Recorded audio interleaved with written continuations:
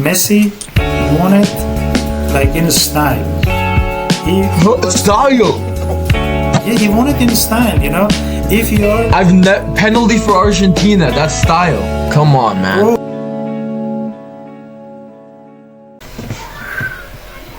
Hello everyone, this is our first ever episode on our YouTube channel. Let's see how it goes. Maybe it could be the last one as well. But for now, let's be optimistic. And today we're going to talk about the approaching World Cup. And let's start with Safin, our correspondent from the host country, from Canada.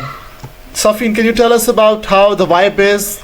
The city is downtown, amazing. Like, we have a bunch of soccer themed streets now. A lot of streets have the FIFA official ball like around them instead of the light lamps. It's like soccer balls. And in downtown, you see a lot of people wearing jerseys.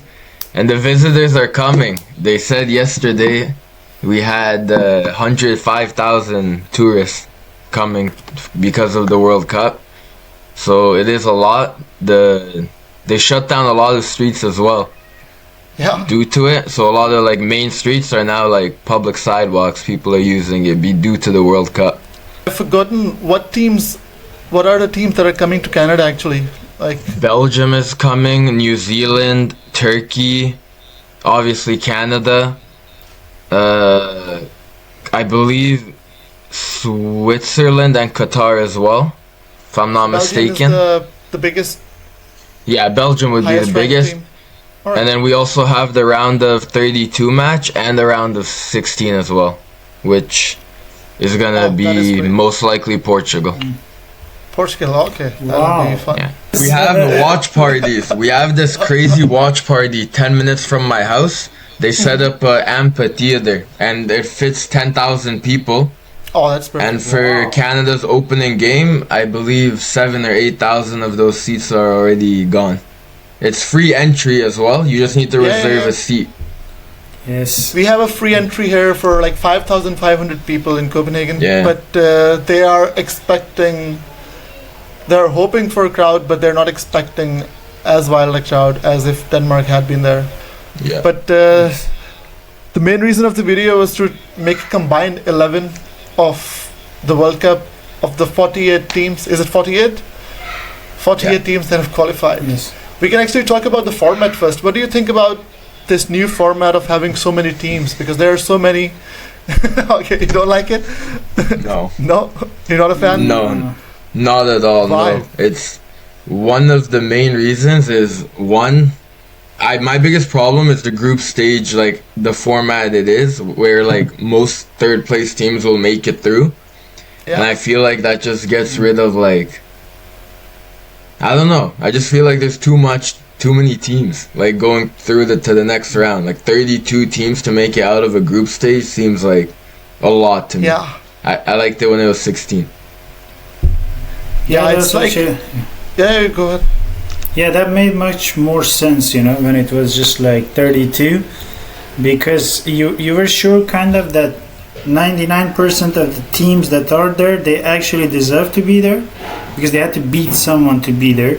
Not like, for example, now South America. Curacao. It's Curacao. I didn't know that was a country, not to sound so It's only a drink. ignorant. Yes, like, You're going to offend a lot of people in the chat. Yeah, probably. That from my time in Brazil, one of the funny thing is like, any song that is written in Brazilian Portuguese, there is the word coração in it. And it basically means heart. Until recently, I didn't know that's actually a country as well, Yeah. Now you get to learn stuff, yeah. Capo Verde.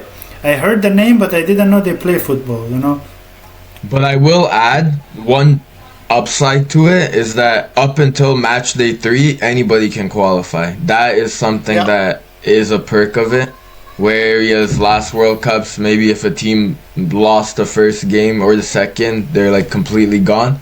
But I feel like games have more meaning now throughout the group stages. And I think that is a main reason why FIFA did it.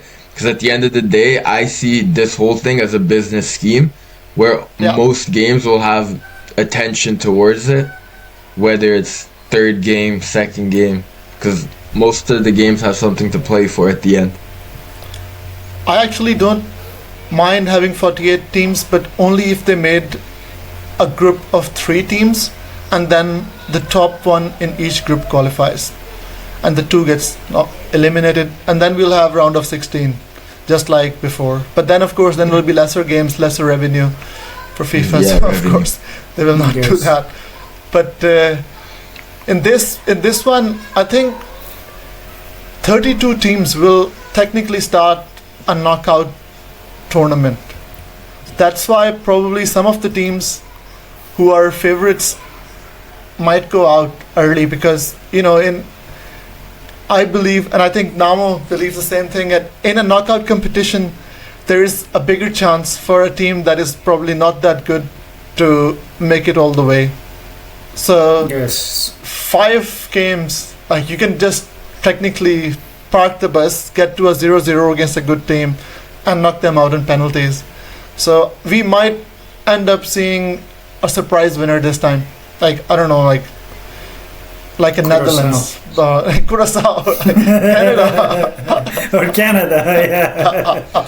The only thing actually Canada doesn't know is how to park the bus. You guys are sleeping on us. Just wait. Yeah, let's see. And also, I don't know how ready they're going to be in terms of the weather as well. Lots of the countries, the Europeans especially.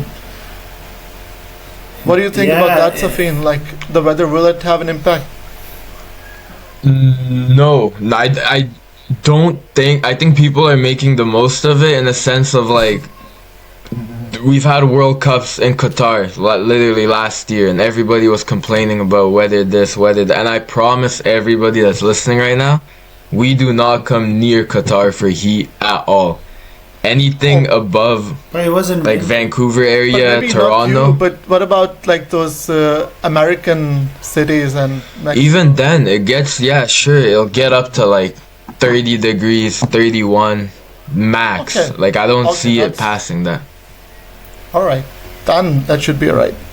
Yeah, Anyways, but I also heard, yeah. adding to that, I always heard that European, especially Germany, England, and north part of Europe, they always complain about the heat in US or in Spain. It's always tough for them to play in that hot weather. It suits South Americans especially.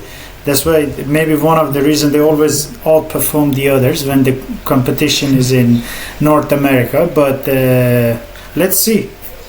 Yeah, I would love Uruguay or someone like that winning it, That would be fun. Wow. All right, just before we start making the team, how are you feeling on a personal level, Namo, especially after probably witnessing the best sporting day of your life, last World Cup, Argentina winning on penalties? It's hard for me to bring myself to that kind of excitement. Even if they win it this time, it won't be as sweet as the last one, But I don't even think that they probably are good enough to win it anyways. So how are you feeling on a personal level? Yes, so let's give some context. The last World Cup I was in South America, in Brazil and Argentina. Yeah. So, and just going back to also one of the things that Safin said, that free entry. There, when the time of World Cup comes, it's just like party all day and night. The Copacabana is like one of the biggest and longest beach. You would have to reserve to enter it. It was for free, but you would go there, and then there are like around 300,000 people on the beach. And then there are huge, massive screens. People would watch the match, and the moment is done, is the time to drink and party. Brazil actually lost one of them to Cameroon, I think. No one cared, everyone was just dancing and partying after that, So the atmosphere is unbelievable when you go to Argentina and when you go to Brazil. I was lucky enough to watch all the knockout matches of Argentina in Argentina, and it was unbelievable. In Buenos Aires, you wouldn't see anyone on the street. Everyone stopped working, just fixing at the screen wherever they find it, and they just, enjoying the match. And the performance of Argentina and Messi, it was just like maybe dream book, fantasy book written, because it's just that guy. He kept Written doing by- crazy stuff. Written by FIFA, some would say. FIFA, yes, yes. All the matches were bought, Fantasy book written by FIFA. Yeah, Some exactly. people would say. The guy just like the moment you thought they're out, is done. He would do some crazy thing, Then they would go through. This is unbelievable for a Messi fan to see your icon, man of the match in every single match. Yeah. That's I have a question for you, okay? And you have to be honest with me. On a personal level, ignore who won the final. Did Mbappe or Messi have a better World Cup in 2022? Bro, Messi didn't just score goals, He assisted. He opened the matches. He was man of the match in every single match. France understand? teams. This conversation will go towards Messi versus Ronaldo and the FIFA giving penalties to Messi and all that. Let's get back to it. So how are you feeling now?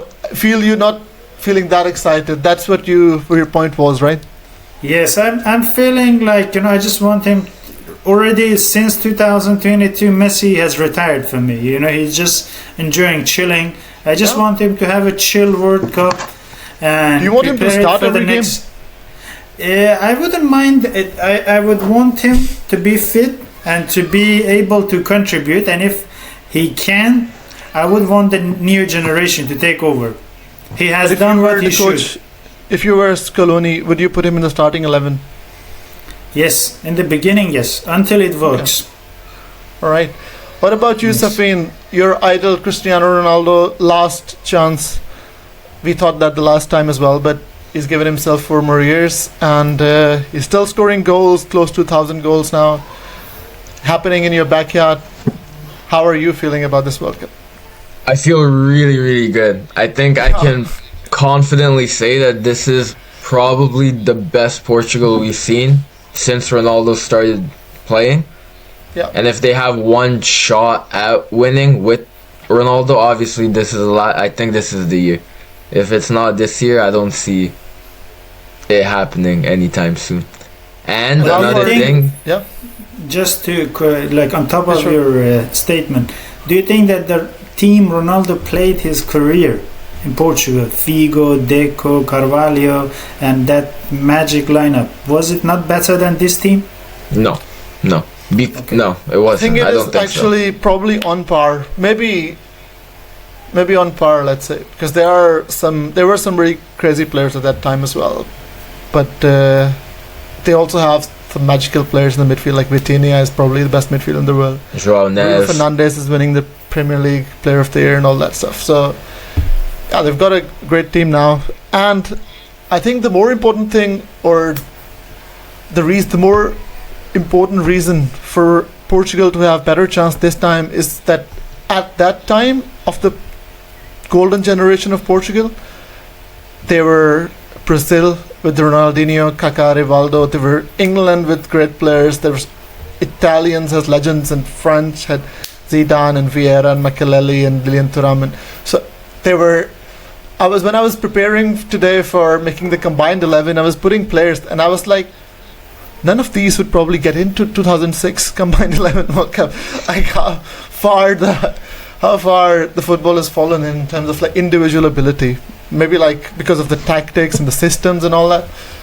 But this actually segues beautifully into our main topic today.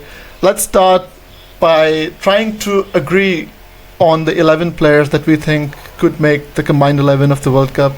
Starting with the goalkeepers,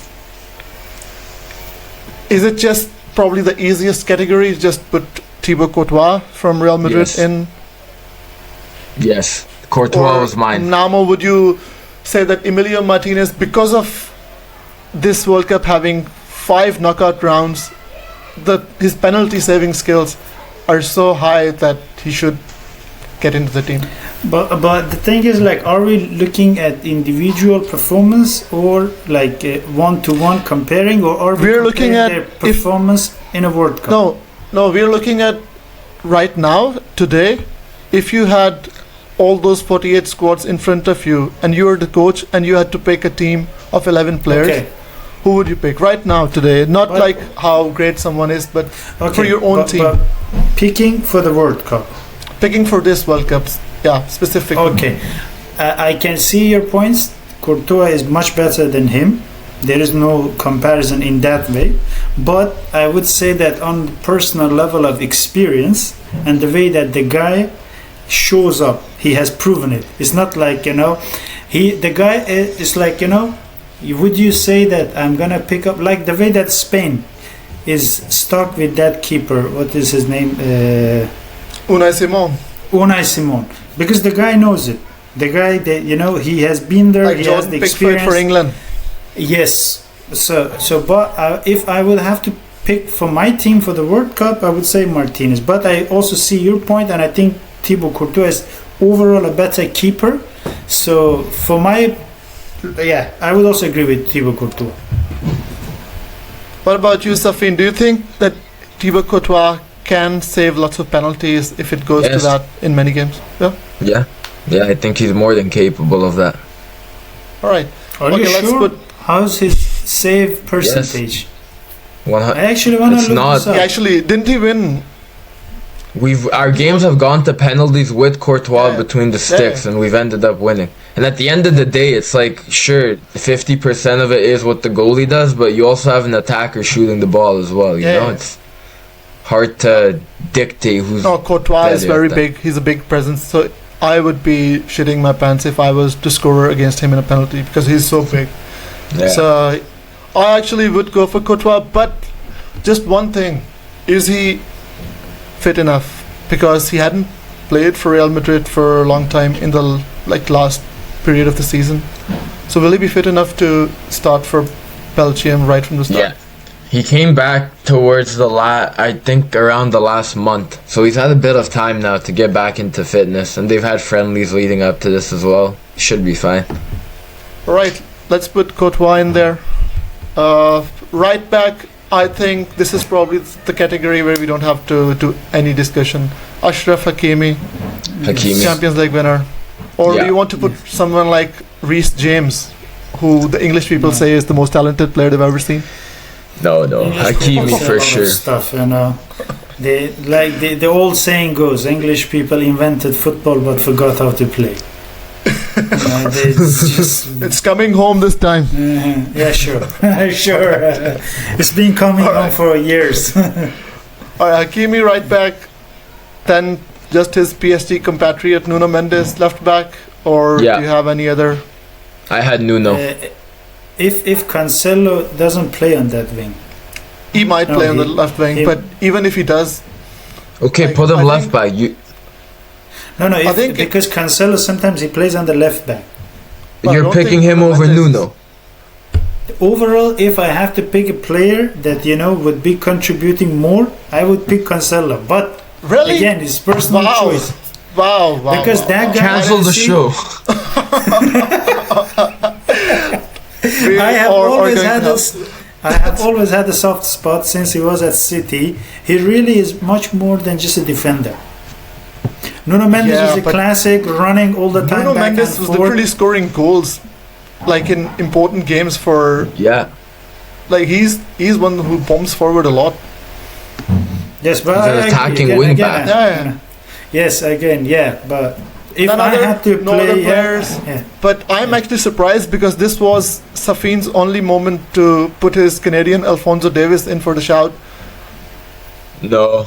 Nuno, I'm Fine not for you guys. like him. I'm not like Nomo. I'm not Come on, biased. I'll tell Dave, you exactly Alphonso how it Davies is is. good. He can Alphonso accept. Davies is- A year ago, 2 years ago, when they beat Yeah, Alphonso Davies Barcelona would be 8-2, Alfonso Davies was much better than Nuno Mendes. He could have Yes, but easily- we're talking now though. And Alfonso, he might not even play in the group stage. He's already ruled out the first game. So Is it's it? like, that is a big blow yeah, for you he's guys. coming up. We have a lot of big injuries. Like two of our best defenders, Bombito and Davies, they're both ruled out for the beginning. All you have to do is just beat Qatar, just thrash them, and I think then you will go through. But Next okay, position. so no Davies, Okay. just Hakimi and Mendes from PSG. Let's see how many PSG players we get in here.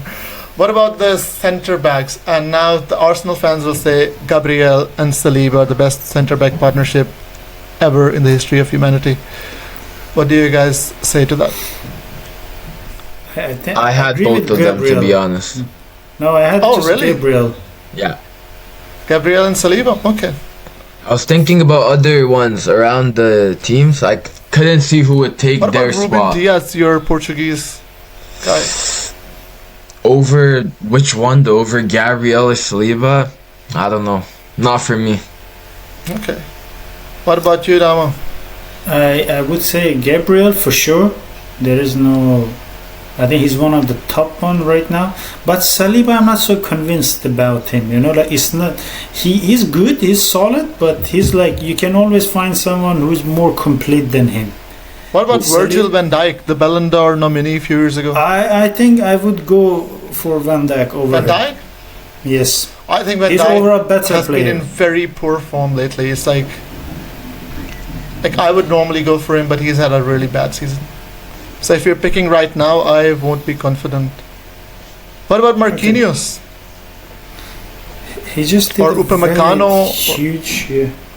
Actually, Yeah, Marquinhos, I can see.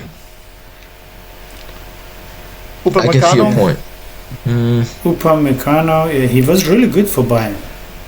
I just not over the defenders we picked though. They're good. Don't get me wrong. They'd be in my top 5 for sure, but top 2, tough. Okay, let's take a vote. You know, Gabriel, So- all of us are saying Gabriel, Yeah. despite his penalty miss. Yes. Okay, let's go for Gabriel. He also You gave should me have- the happiest moment of my life. you shouldn't have taken that penalty. You know. Yes. So Gabriel, we all agree on. Just name your other defender. Let's see who we end up with. Saliba. Van Dijk. I was gonna go for Ruben Diaz, but okay, let's go for Saliba because it's like a good partnership. So if we are picking a team, maybe both of them will play together with each other. Let's go Saliba. Let's Perfect. go with Saliba, yes. Saliba and that. CDM. Now, I won't take Rodri because he's been injured, and ever since he came back from injury, he's not the same. So I would definitely not go for him, Ballon d'Or winner or not. What do you It's guys 3 have? center mids now. No. He's talking about his 3 midfielders. You know, he's saying Valverde as CDM, and then Vitinha and Pedri as the pivot. Yeah, actually now we're getting it really tricky because I had Pedri in mind, Vitinha as well, but I was going for Bruno because he has been really awesome this season, but it just doesn't work with the 3 of them. You I need was a thinking CDM. that we can only have one of Pedri or Vitinha if you have to make a system work, or maybe both of them, and then you need a CDM. You need a defensive Yeah, midfielder proper behind them so CDM. they can. Pedri out, Bellingham in. Bellingham has not been himself for 2 years, I think. I personally would want a proper CDM like Valverde. I could put him there, but I think it will be Ugarte or something for Uruguay playing Yes, there. probably. Yeah, because But Valverde what is about too good to play Moises CDM. Caicedo or Declan Rice or I could see Rice making a point, but not in my team. I'm Okay, cemented on Valverde. let's first go for the best midfielder right now. Vitinha? Vitinha. We all agree Vitinha's in all our Vitinha. teams? Yes, Vitinha. Okay, number 2 best midfielder. It's like Valverde. someone has to play ahead of him. Maybe I'll go. It has to be someone like Ryan Cherky or Bruno Fernandes behind a striker. Someone who can score, can take on the people, can shoot, can pass. I'll take Bruno. I'll honestly take Bruno. I don't mind that. I wouldn't mind also Bruno. Okay, If you're taking Vitinha and Bruno and Bruno. Vitinha, then we have to leave Pedri out. Then we have to go for a CDM instead, Valverde. unfortunately. There But then we go. that will leave Pedri, one of the best midfielders, out of the team.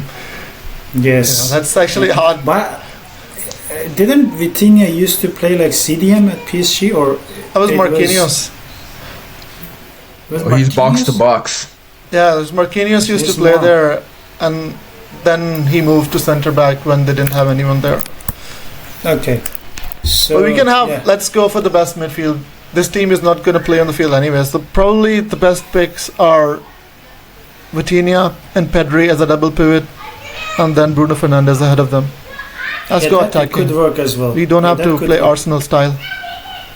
Yes, that could actually work. I lost because of voting. This ain't my team though, guys. But you wanted Pedri and Vitinha in there. At first, with Valverde. Yeah, but what about if we switch Bruno? That's still your player. Valverde has to be in my team. I actually After could see Vitinha- Valverde. Valverde will Playing be instead a of good Bruno. pick, but isn't he bit of wasted in a CDM when he can go and score a hat trick in Champions League knockout game? He can play everywhere. He's the most versatile player in world football right now. So can Dominic Szoboszlai. Him too. He's also versatile. But yeah, But he you didn't can make it, an argument. Hungary are, He's not in the World Hungary are Cup not though. there. No, Hungary are not there, yeah. Yeah, it's like Cole Palmer and Foden are not there even though their team has made it, so it's alright. So who we're picking? Yeah, we picking Valverde over Bruno. Okay, I'm alright with that. That was probably my only United player that I was gonna try to sneak in. But you guys have voted me out there. So let's go Pedri and Vitinha and Valverde just behind them. I think that is a very, very solid midfield. It is. Perfect. Left wing. Now there are lots of players. Are you going to put Kylian Mbappe in contention for the left wing or a centre forward? He was left wing for me. Also for me. Left wing. All right, let's go left wing. There are lots of players who could make it here, and Vinicius Junior is his instant competitor. There's Luis Diaz, who is in incredible form for Bayern. Yes. There's also Jeremy Doku. I don't know. I don't think he will probably make it, but just a shout out to him. What do you guys think? Has to be Mbappe for me. Who would track back though? It's still Mbappe. With France, Mbappe, he's something else. Especially at a World Cup, we've seen it before. And I That's don't, true. like, if I need a World Cup campaign, Mbappe has to be in that lineup.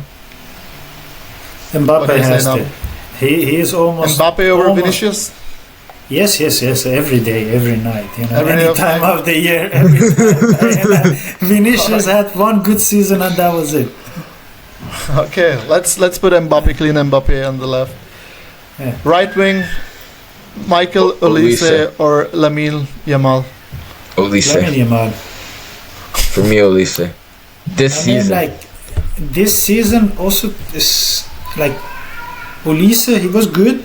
I have no issue with him being good, but when you compare the level of the matches they play, because like Ulisse was playing in Bundesliga, it's not as competitive as La Liga. And Lamine Yamal has been good for both Spain and for Barcelona, if not the best player of Barcelona this year. And he is just, I think he has more experience, though he's much younger. He's just more complete. He made it maybe a bit before Olise. Olise last season, none of you would have picked him as a top player. He was playing in Ahead Crystal of Palace others. last year. Yes, it's. I'm saying that the guy, he's like in top of his game. Maybe that's the height of his game. He cannot. He's not going to be better than this. But Yamal is a young player who has already won with Spain, and he's kind of bossing it in Barcelona. We're talking So I would now, put though. it- Yes, this season Yamal. Like, if we have a game tomorrow, who are we putting on the field? No, we're not talking in the future who's gonna have a better future. Yeah, we are talking for this World Cup. I would go with Yamal Okay. over Moon, Olise. tiebreaker. For the World Cup, I probably would pick Lamine Yamal just because I'm not sure how much game time Olise will get because of so much talent in the French forward lineup. You got Desiree Doué, you got Mbappe, And Dembele. Dembele. So, and then if he has a one bad game, and somebody like Barcola or Desiree Doué or someone comes on from the bench and has a good game, it will be hard for him even to regain his spot in the team. Lamine Yamal is the biggest hope of Spain, so most of the things would go through him. So just because of that, I would, for this World Cup, I would say I'd go Lamine Yamal. Yes, sir. We agreed on No this Lionel one. Messi, he plays in the same position, the GOAT. He retired 4 years ago. No one tries to understand it. The guy has retired. Nomo's logic makes no sense. With Nomo's logic, Kaká should be the best player in world football as well. He's won the World Cup, he's won the Champions League, he's won the Ballon d'Or, he's won many league titles. Your logic was as soon as Messi lifted the World Cup that he stopped caring about football. That makes no sense whatsoever. I didn't. Mbappe won one in 2018 and he plays every World Cup very hungry. He's not going to think to himself, oh, I finished football or this That's and two that. different stories. The guy. No, was your logic makes no 36. sense. You Your know? logic makes no sense. Yeah, because the logic is like you're not trying to understand it. See, Messi won it like in style. He was, Style! yeah, he won it in style. If you're Penalty for Argentina, that's style. Come on, man. bro, did you watch the way he took the penalty in the final of the World Cup? The way he took the penalty. Buddy, you're talking to a I'm Ronaldo just fan. No, I'm just telling you, try to understand the level of pressure that was on that guy and the way he performed. Did you watch his assist against Netherlands? The way he did, the way he turned around magic. Croatia. Like that Guardiola, he is still recovering from that humiliation. So you're looking at moments. No, overall performance. The guy was man of the match in every single match. That has never happened in history. And scoring in all of them one by one. And the way he carried his own team. Take Messi out of that squad and Di Maria, you could arguably say that the rest of 9 players, they were just like, you could find any day any player better than them. But going from one GOAT to another, CR7, are you going to put him as your centre forward, Yeah. Safin? If I want goals, I'm putting Ronaldo up there. I didn't think even we're gonna actually. I was just like, so let's just put Harry Kane and move on. Thanks for an amazing Harry Kane? conversation. I'm not putting Harry Kane in there. He is the most. The guy has scored 61 goals. Erling Haaland, he is a number 9. Harry Kane, I watched him against PSG. He was the only place where he wasn't was where he was supposed to be. He was dropping in deep, and that's why he was so successful at Spurs, probably just dropping in deep and linking up with Heung-min Son. If you're number 9, just stay there. You got so much quality around you, making everything for you. The only time he stayed there, in the 93rd minute, he scored a goal. And I was like, why haven't you done this? All the game, like he was coming into the midfield, taking the ball, and you're like, bro, just stay up front, take your chances, and help your team. So that's because of that game, and because of lots of games at Spurs as well. I just see him dropping in deep too often. As a number 9, I would just want Erling Haaland, stay there, score goals, and thank you very much. So right now, Haaland, Kane, are you seriously going for CR7? He probably shouldn't even start for Portugal, man. Come on. Who are you playing instead of Ronaldo on Portugal? Gonzalo Ramos. Just anyone. Just play a false 9 as Bruno. I don't know, like... Nah, mine's Ronaldo. Last told- World Cup, it feels wrong to not have him in my XI. I'm I've staying told firm Seth on this that. one before starting of this World Cup. I'm saying that the chances of Portugal winning this will be much higher if Ronaldo doesn't play. But he's gonna play and they're gonna lose, and you're gonna see that everyone we're gonna turn against him, and they're gonna they're gonna turn against him, saying that he's the reason we lost, which shouldn't be. He's a striker. But the chances are much higher. Ronaldo, there is physical reality to this game. At certain age, you cannot perform at like Formula One. You know, you can't anymore run. You can't anymore be. If your team is Atletico, you're defending. Like if you remember good old days, Costa, he wasn't that fast. That Spanish striker, he had minimum maybe technique and stuff, but he would score you goals because Atletico would slowly move and just slowly give him the ball and he would score. He would tap in.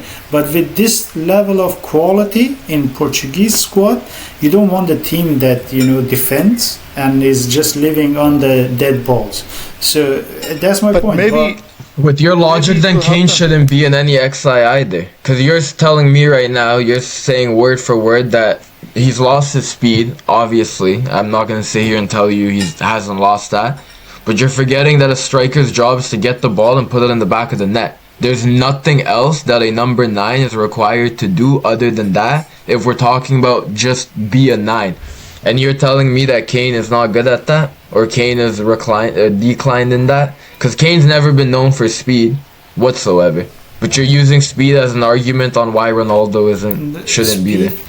No. See, the decision-making speed, the agility, the performance you should have. You know, it's not over. Like, have you watched some of Ronaldo's highlight in the Saudis? You know, sometimes he doesn't look like himself. It's like he has lost the magic, the touch. You wouldn't have seen him finishing the way he does today if you compare him for like 3 years ago. It's just a natural process. You are slower, you can't react the same way, and you're just not up to the speed of the game. It's just, it catches up with you. And we are talking about the highest level of football. So I wouldn't put him there because, and especially right now, speaking of Mbappe, we just talked about him. Mbappe is not going to stay as a left wing. He does that all the time. He moves center, back, forth. So he will play in the middle. They have Dembele, they have Olise in the wing, so they definitely will play him in the center. Yeah. So if you pick Mbappe, actually Kane makes much more sense because it will be fluid. You know, they'll be coming back and forth. They will change. They quite kind of, I think, play really well together, and especially also put Dembele on the Yamal on the other side. Don't you think Erling Haaland is faster and fresher than Harry Kane? And Harry Kane has bottled every single time with England. Yeah, but that's maybe not his fault. It's England's fault, you know. Last time it was 2-1 and they got a penalty and it was Harry Kane who missed it, and then England got knocked out. Against Croatia, they were leading 1-0 and he could have squared it through Raheem Sterling. He tried himself, missed, and then they lost to Croatia. So it is, of course, not his fault, but in certain moments you can make better decisions. I think Erling Haaland is just at a higher level right now. Okay, how are we gonna break this? I'll go Haaland as well. Haaland? Yeah. Haaland. It's okay, damn it. I love Cristiano Ronaldo, of course. I love Cristiano Ronaldo, but the thing is, I didn't think that we were actually going to have a discussion of putting him in the combined 11. I honestly didn't think that we're going to have a discussion where Messi and Ronaldo are going to be in the discussion. It's nice. We are Messi fans. We just very humbly said that no, we don't have to put him there anymore. But Safin, I have a question. Speaking of Messi being maybe top players, assuming that Messi scored 10 goals and does 8 assists, that will be one of the highest in the history of the World Cup. Would that put him on top 3 players this year? If this whole World Cup campaign he gets 10 goals plus 8 assists? 8 assists. And he wins it. And he wins it again? Yes. He will get a Ballon d'Or. If that exact thing happens, which it wouldn't, then we can have that discussion. Then why the hell you went all crazy when I told you if he does that? Because one thing you need to understand is that 2022 campaign, you are making it seem so much more than it is. More than half of his goals came from the spot. Let's clear that up right now, okay? More than half of those came from the spot. And I promise you that Argentina's hunger from all the other 10 players had as much of an impact on every single game as Messi did. Messi did not carry Argentina to that World Cup. I will not sit here and listen to you tell me that Messi was the sole reason that that World Cup landed in Argentina. No. I think off the ball, other 10 players worked their socks off. Even like the goalkeeper pulling off that Yes. save in the last minute against and saving penalties. So, of course, it was a team effort. And in the same way, I think Portuguese players have to deliver for Ronaldo. They have to. All the others have to work extra hard, so just so that he can get his moment. And that is probably one of the reasons why they might do it, because Naman was saying that it could be the other way around, that they might turn on him, and that could cause some issues in the team. But it could also go the other way, where everyone unites just because of him and say that okay, it's his last World Cup, we just pull our socks up and try to do everything we can to make sure that we do it. That's would the be happening, mindset? Actually, yeah, well, it What? would be happening if Portugal was a country from South America. There would be much They're the more closest, emotions though. involved. Like geographically, I they're the have- closest. You know, yeah. Have you ever felt any sort of like it's stupid, but you have never felt any kind of emotional connection between Bruno, Ronaldo, and other players? They don't act like a group that have a leader and that they want to do everything in their hands for the leader and for the team to win. They have always I don't know, caved in man. really 2 easily. Nations League and 1 Euros.